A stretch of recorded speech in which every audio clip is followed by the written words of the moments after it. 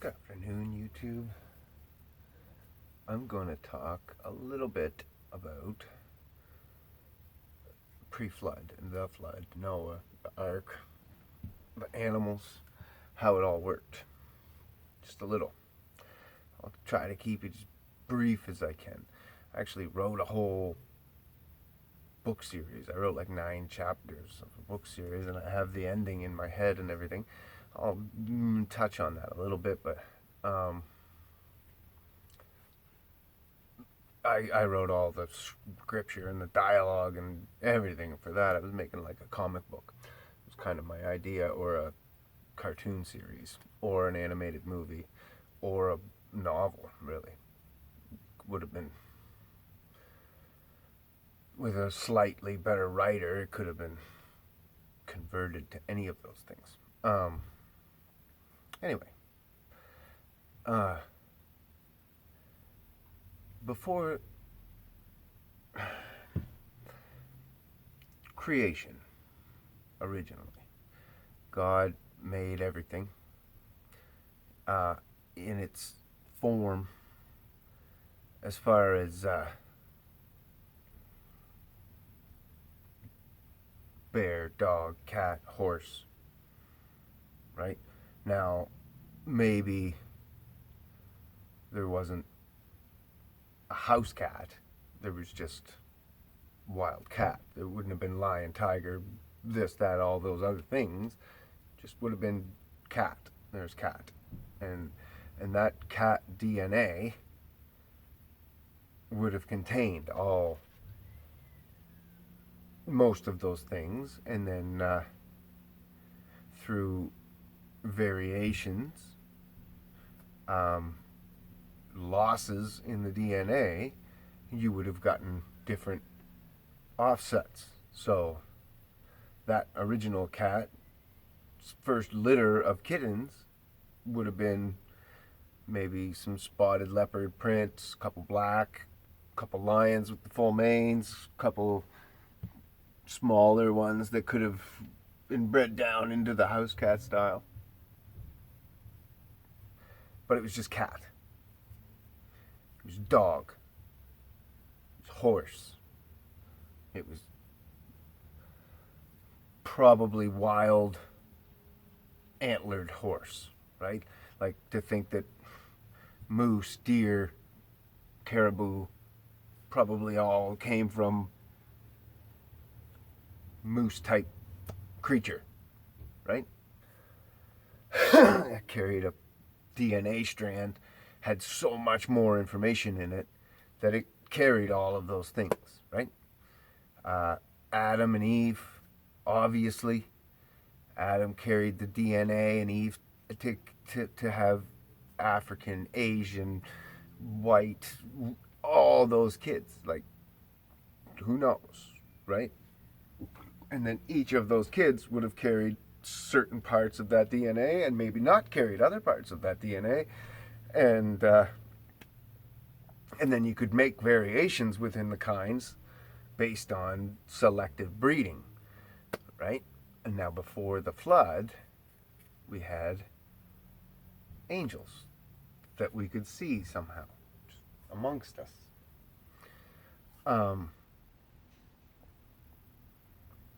They were more freely able to take form. I personally think that all evidence points to the pyramids predating the flood. They're under the ocean. They're in the up north under the ice, and they're in Bosnia, and they're down south in Southern America. They're all across the coastline. They're little ones, but there's a big one under the ocean off the coast of Newfoundland. Huge ones in Bosnia, biggest in the world. And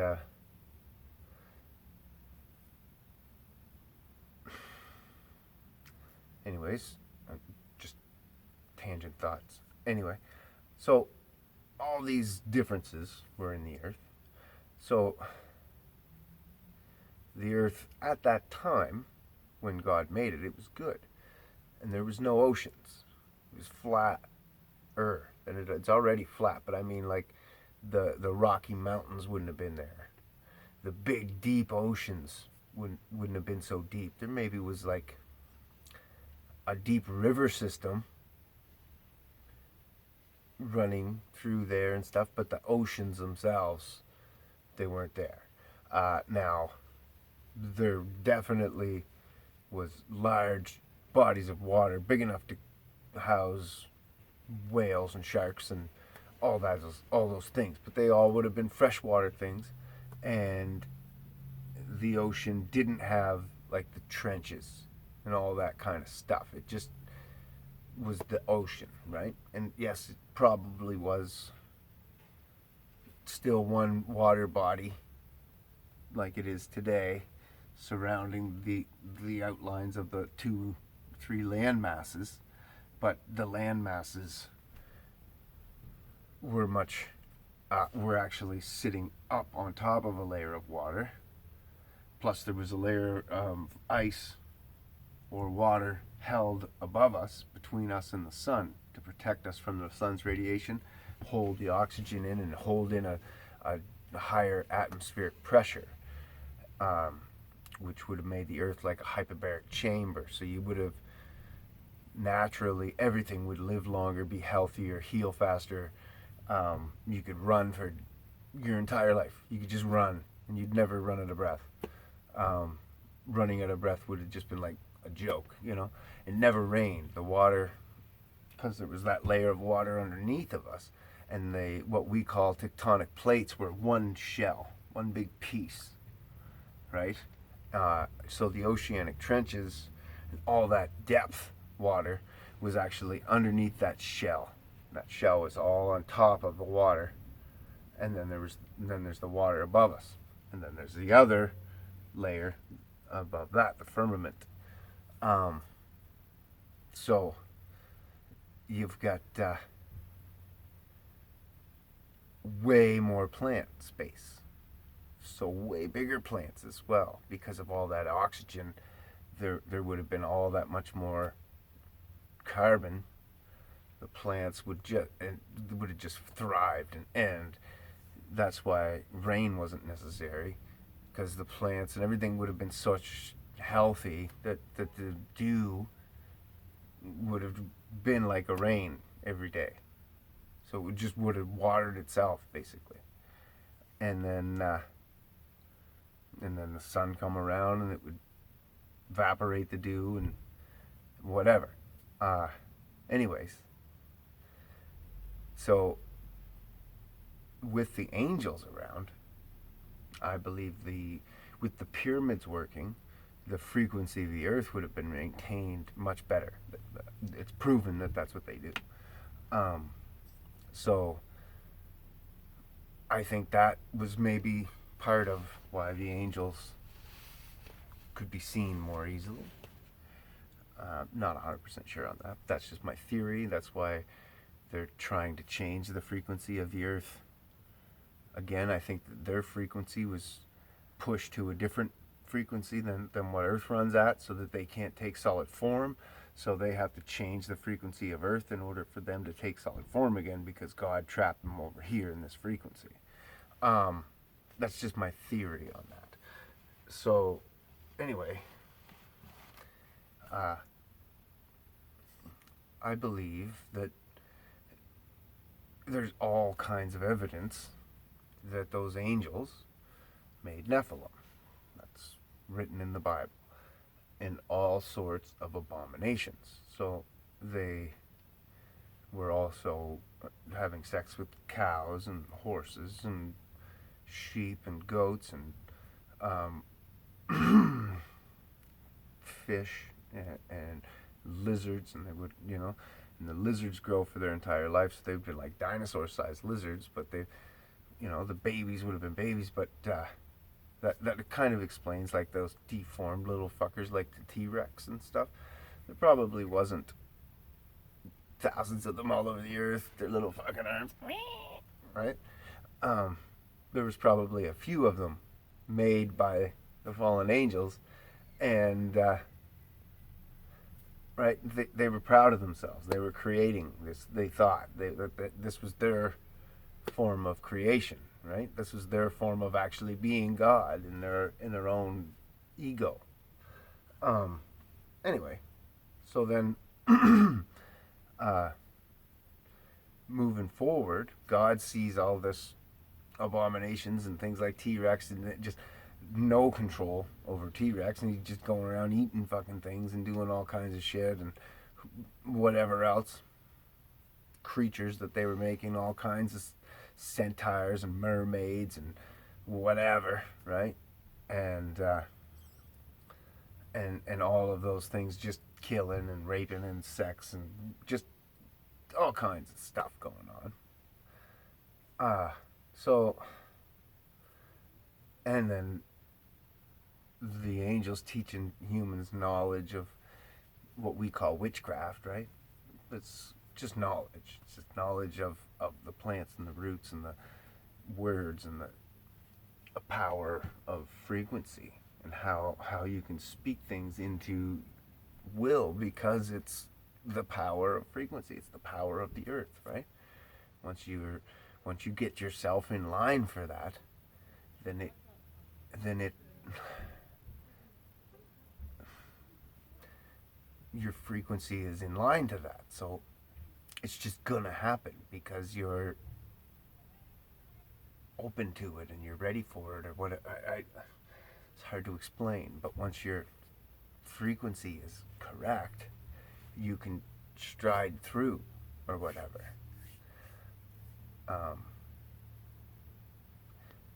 You're gonna naturally will that energy. You're living that energy. You become that energy, and then once you become it, it just your will falls into it. So that's a big part of sorcery. There's a whole bunch of other knowledge there, but it's a big chunk of it, and that's like spells, right? Anyways, so then you got all those Nephilims and all that stuff.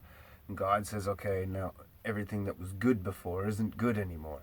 And man's getting so corrupted. He's living for 1,000 years, 900, 600, and it's too much. Like, he's just too much. Who knows the kind of lust, passions, and shit that we could come up with in that much time. The most corrupt of us, falling away from God and just doing whatever, and having those fallen angels and everything around you. Anyway, so he says he's got to judge it, and he cracks the foundations, making the oceans. When he cracked those tectonic plates and they all fell down, they opened up and they start to drop, and that pushed that water out with the greater force than what we could ever see, which would explain how the mammoths froze, because all that water would have been drawn to the North Pole, which is the center of the disc, right? You think of a plate, dirty one, it's fine, right? You got your North Pole right there in the center of it, right? All this water's coming up through these cracks all the way around the plate that go like this, right? And then we had the dome up here that I was talking about, of ice or water or whatever it was that was protecting us from the sun. It gets shattered. All that gets pulled to the North Pole, which is here in the center. Everything goes whoosh, and then that creates the negative 300 degrees that it would have been necessary when all that ice and all that extra water came down through here. And it would have all been in ice form because of because of the coming from the space, or not space, but coming from the top of the dome, like the top of that much atmosphere, and coming down through that much cold and no sun, and just the second sun that's in the North Pole who knows how it is affected, because we don't know enough about it, right? But it's like that much of the plate, right? That we don't even see in Google Earth. And then you got like Alaska, Canada, the US, South, Europe, Africa, Australia, Pacific Ocean, Atlantic Ocean. And all 7 billion people could have acreage in that much earth.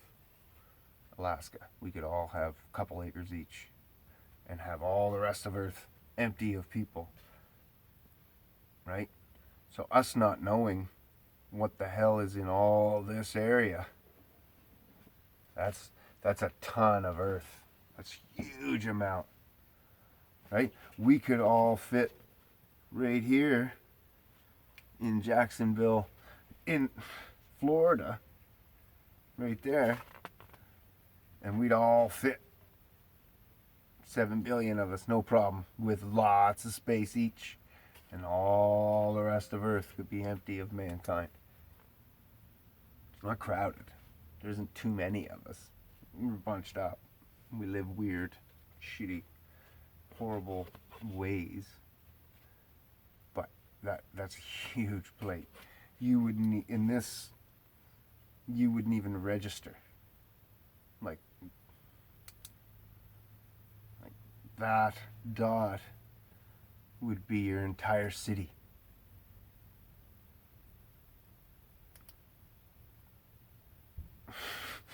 In this scale.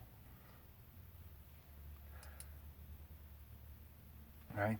Anyways, so then the whole plate gets filled up with water as it rains for 40 days.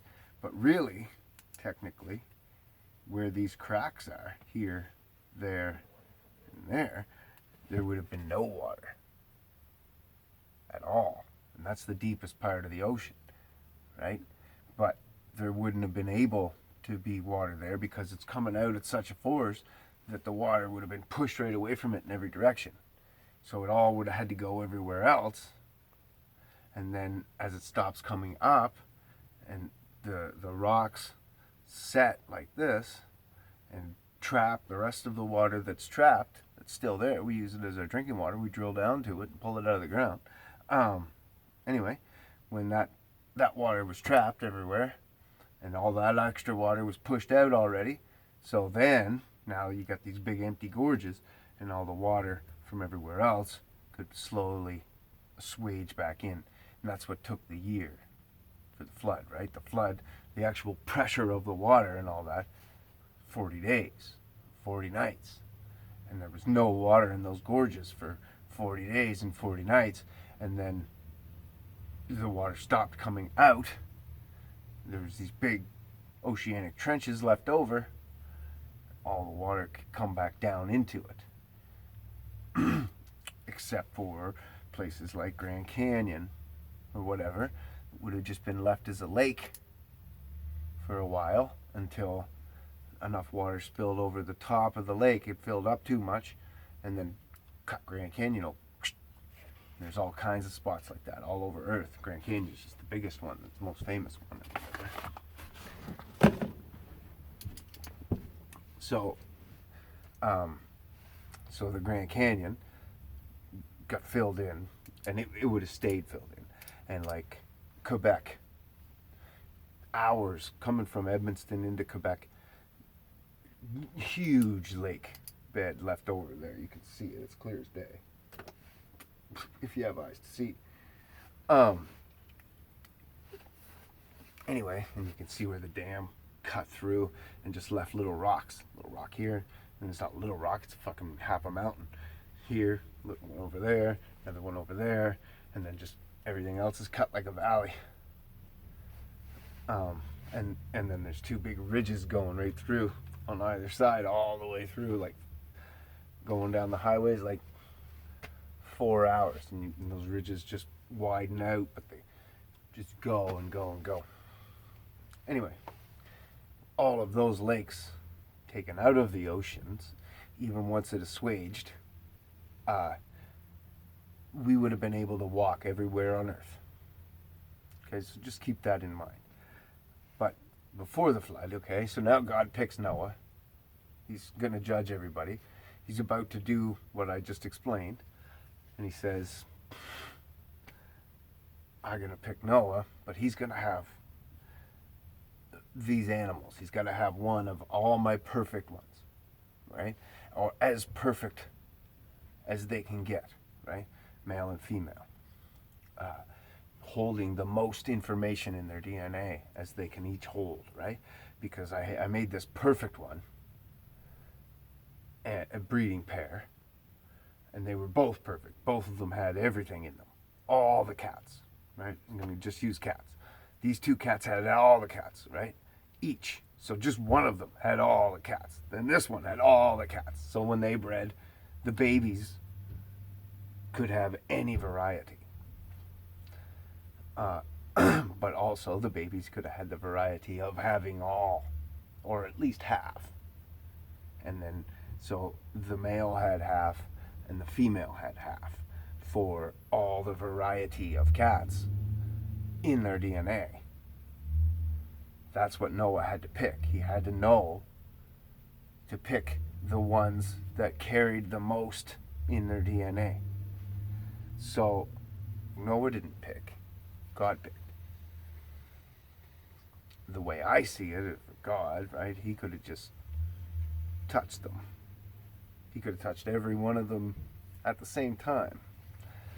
And the way I wrote my storybook for the kids was he touched adult animals. And those adult animals became intelligent, more so.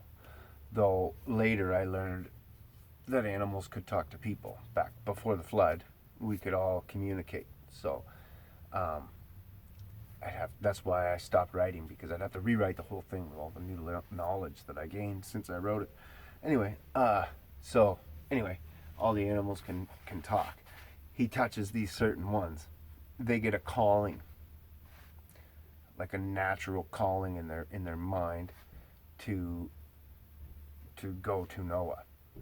Right? They don't know what it is exactly. It's just an itch, and they have to, like the wolf was actually groomed to be the leader of the pack and all this stuff, and had a rival that he had beaten, but then gets this calling and has to leave the pack, and then the other wolf that he left in Char, it actually because he was second, he becomes the leader of the pack and starts abusing the pack, and they chase him down trying to kill that leader,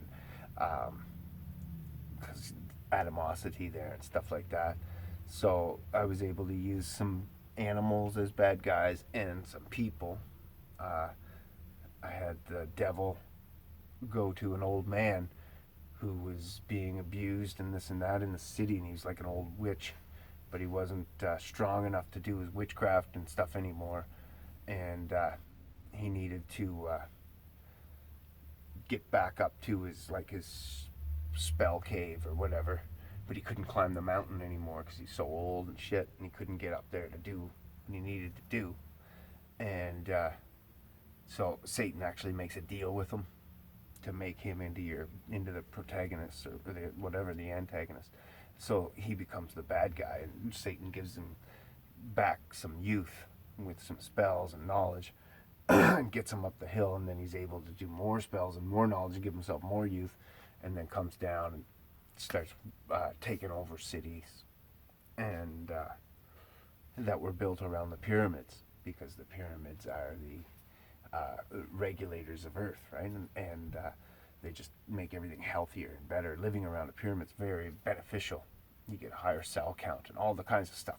Anyways, so all the animals get called back to Noah, and then they get two callings actually.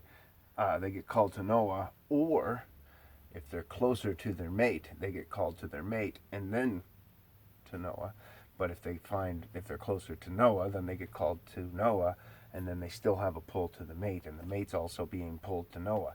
So, so they all end up on the farm, and they start protecting the farm, and doing things, and and protecting each other, and going out and finding the mates of especially the smaller creatures, who are getting into trouble here and there by bigger creatures, and then so they have to go and like save them, protect them, bring them back, going out and searching for them. And it's easy to find them because if you have one half, that half has a pull to the other half or whatever, and so they're able to just go right in the direction that they need to. They get natural, godly intuition to go that way, an unexplainable pull to just go in that direction, right? And then so all those animals gather up, and they all start getting there. Meanwhile, Noah's building the ark, but also Buddy's taking over his city, and I forget how I wrote that. That I think there was two Noahs, and he was after the wrong one at first, and then he comes after the right Noah. Now I made it in the storybook again that Noah was basically a fucking ninja, and he could just kick ass, and because he'd have to have, right? In that time, in that day and age, the world was going in chaos and all that shit, and everything was bad. So Noah would have had to have been a badass fucker, and all his sons would have been, all three of them would have been badass dudes getting raised up by Noah to know how to fight and and know some sorcery and stuff like that, because knowledge isn't bad. It's how we use it that's bad. I'm going to have to wrap this up because I'm at my mark for my half hour, and I'll try to just pick right back up here as I get going into the next video. Well, I'm just going to keep filming because I can keep filming, and just that my camera breaks it up into half-hour shows, half-hour increments, right? So I'm going to keep trucking on. So all the animals coming in, and Noah's sons are meeting the wives, meanwhile, going into town and stuff like that. And each wife brings a unique talent back to the ark and back to the farm. That, like, one of them, I made her into